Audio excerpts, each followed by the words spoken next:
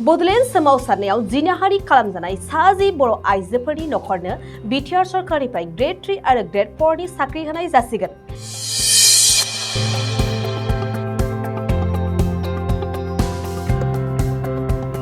बेल' नङा, बिटिआर सरकारनिफ्राय आरोबाव गोबां सुबिदा होनाय जागोन साजि बर' आइजोफोरनि नखरनो।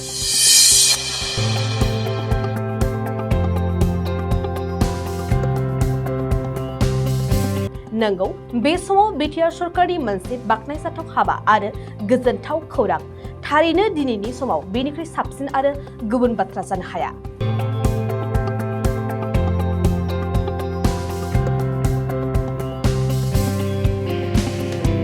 बडलेण्ड सोमावसारनायाव आसाम पुलिसजों इनायै जिनाहारि खालामजानाय बुमखा गामिनि साजि आइजोफोरखौ बे खेबाव बिटिआरनि गाहाय प्रमद बर'आ आखायाव लाबाय।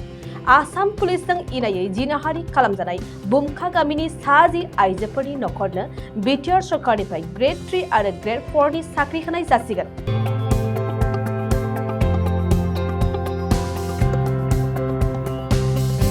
बेजों लोगोसेयैनो गंफ्रोमबो नखरनो खथा मोनब्रै न' हा गैजायैनो हा आरो गोनांथिनि समाव सरकारनिफ्राय गुबुन गुबुन सुबिदा होनाय जागोन।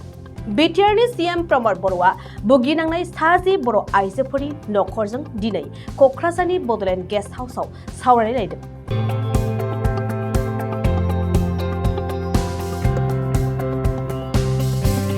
सावरायलायनायनि गेजेरजोंनो बिटिआरनि गाहाय प्रमद बर'आ खोब खम समनि गेजेरावनो बिथांमोननि नखरनो ग्रेड 3 आरो ग्रेड 4 नि साख्रि, गंफ्रोमबो नखरनो खथा मोनब्रै न', हा गैजायैनो हा आरो गोनांथिनि समाव सरकारनिफ्राय गुबुन गुबुन सुबिदा होनाय जागोनखौ रोखायै बुंथियो।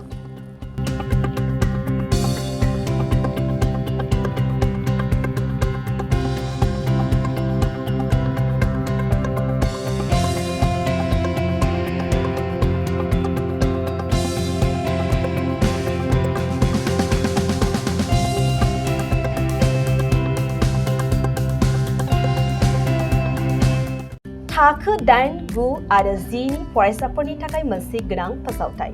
इम्पल्स आसामआ नोंथांनि थाखाय होदों अनलाइन टिउसन एप्सनि सुबिदा। बर' आरो एसामिस मोन्नैबो बिजोंनि 8, 9 आरो 10 थाखोनि बिगियान, सानखान्थि आरो इंराजि आयदायाव अनलाइन टिउसननि सुबिदाखौ होगोन।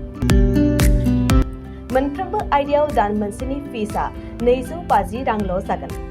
12 दाननि थाखाय फरायसानि अनलाइन टिउसनआ सोलिगोन। इम्पल्स आसाम अनलाइन टिउसन एपआव live class, online test, online assignment आरो डाउट क्लियारिं सेसननि सुबिदा मोननो हागोन। इम्पल्स आसाम अनलाइन टिउसन एपआव रोंगौथि गोनां एक्सपिरियेन्स फोरोंगिरिफ्रासो फोरोंगोन। गोसो गुदुं फरायसाफ्रा गाव गावनि मबाइलाव गुगोल प्ले स्ट'रनिफ्राय इम्पल्स आसाम एपखौ डाउनल'ड खालामनो हागोन। लोगोसेयैनो 8099334099 जानबुं अनजिमायाव थोंजोङै जगाजग खालामनो हागोन।